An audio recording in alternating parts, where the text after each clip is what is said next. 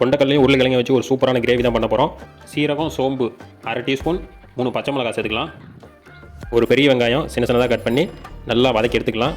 இஞ்சி பூண்டு பேஸ்ட்டு சேர்த்துக்கலாம். சேர்த்துட்டு அதையும் நல்லா வதக்கிடுவோம் பச்சை வாசனை போகிற அளவுக்கு. இப்போ 2 தக்காளி சேர்த்துக்கலாம். தக்காளி சேர்த்து நல்லா வதக்கிடுவோம். நல்லா வதங்கி வந்துடுச்சு. இப்போ கொண்டக்கடலை சேர்த்துக்கலாம். 8 மணி நேரம் நல்லா ஊறி இருக்குது கொண்டக்கடலை. இதோட 2 உருளைக்கிழங்கையும் நல்லா பெருசு பெருசாக கட் பண்ணி அதையும் சேர்த்து நல்லா வதக்கி விட்ருவோம். மஞ்சள் பொடி, மல்லிப்பொடி, கரம் மசாலா, மிளகாய் பொடி 1 டீஸ்பூன் சேர்த்துட்டு நல்லா கலந்து விட்ருவோம். இப்போ நல்லா முங்குற அளவுக்கு தண்ணி சேர்த்துக்கலாம். தேவையான உப்பு. நல்லா கொதித்து மசாலாலாம் வெளியே போட்டோம்.